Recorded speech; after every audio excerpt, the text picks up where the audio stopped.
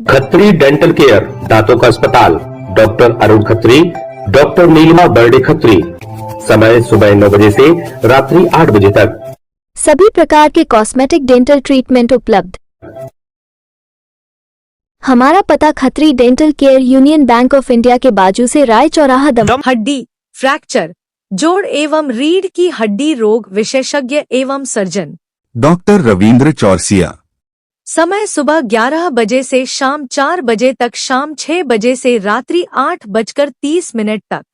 मिलने का स्थान विजयनगर गेट के बाजू से बालाकोट रोड, दमोह। दमोह के मिशन अस्पताल में 7 मरीजों की मौत के मामले में जांच तेज हो गई है। एसपी श्रुतकीर्ति सोमवंशी ने बताया कि आरोपी डॉक्टर नरेंद्र विक्रमादित्य यादव उर्फ एन जॉन केम का पॉलीग्राफी टेस्ट कराया जाएगा। इसके लिए पीएचक्यू को पत्र लिखा गया है। एसपी ने मामले की जांच के लिए 5 अधिकारियों की एक विशेष जांच टीम एसआईटी का गठन किया है।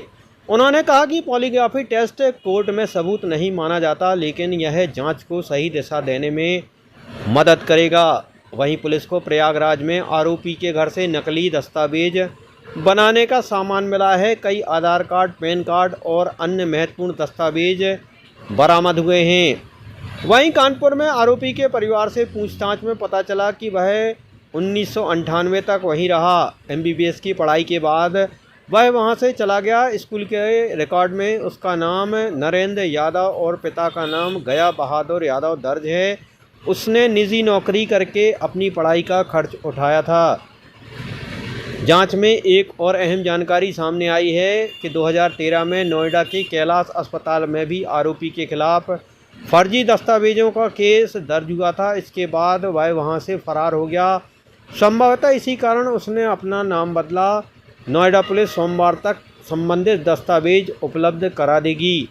हाँ, हम पीएचक्यू से पत्राचार कर रहे हैं इस विषय में कि इनका पॉलीग्राफ या कोई लाई डिटेक्शन टेस्ट कराया जाए। अभी नो डाउट कि एविडेंस में इसका एडमिसिबिलिटी कोर्ट में नहीं होती है, लेकिन डॉक्टर के पास चूँकि तमाम तरह के बयान हैं और उसमें एक इन्वेस्टिगेशन में डायरेक्शन देने के लिए हम पीएचक्यू से रिक्वेस्ट कर रहे हैं कि इनका एक नार्को एनालिसिस टेस्ट या कोई पॉलीग्राफ टेस्ट कराया। सर एसआईटी गठित कर दी है? हाँ, एसआईटी गठित कर दी गई है। इसमें लगभग मुझे लगता है कि 4 से 5 लोगों की एसआईटी बनाई गई है। उसमें हमारा पहला ध्यान इस बात पर होगा कि जिस नाम से इन्होंने यहाँ पर काम शुरू किया था मिशन हॉस्पिटल में, उस नाम को लेकर ही जो डॉक्यूमेंट हमारे पास अवेलेबल हैं उस पर हम इन्वेस्टिगेशन कर लें, और अगर इनके पास कोई और साक्ष्य आगे हमारे पास उपलब्ध होते हैं तो उस प्रकार से उसको विवेचना में शामिल करें। सर नाम 13 में एफआईआर हुई है, उसमें उसके बाद ये बैन हुए हैं 5 साल के लिए। तो वो 5 साल में इनको दोबारा प्रैक्टिस शुरू करनी थी। जिस नाम से ये प्रैक्टिस कर रहे थे वो नाम आईएमए ने सस्पेंड कर दिया। तो यही सबसे बड़ा कारण है नाम चेंज करने का। दूसरा कारण जो मैंने पहले की अपनी प्रेस कॉन्फ्रेंस में बताया हुआ है कि रुतबे के लिए क्रिश्चियन नाम रखने के लिए या फिर विदेश में प्रैक्टिस करने के लिए एक विदेशी नाम रखने के लिहाज से इन्होंने ये सोचा हुआ था। 1998-99 में हमारे पास एक डॉक्यूमेंट मिला है जिसमें इन्होंने एक एफिडेविट दायर किया है वहाँ पे कानपुर में, जिसमें भी इन्होंने नाम चेंज करने की एक प्ली दी हुई थी। उसको फॉलोअप नहीं किया और नाम चेंज नहीं किया था, लेकिन नाम बदलने का प्रयास 98 से ही शुरू हो गया था। लेकिन फर्जी डॉक्यूमेंट लेके उस पर डॉक्यूमेंट सर्टिफिकेट डॉक्यूमेंट बना के डिग्री बना के ये काम 2013 के बाद किया। सर मध्य प्रदेश में और जगह भी नरसिंहपुर में, जबलपुर में काम किया, तो वहाँ से कोई तथ्य मिले?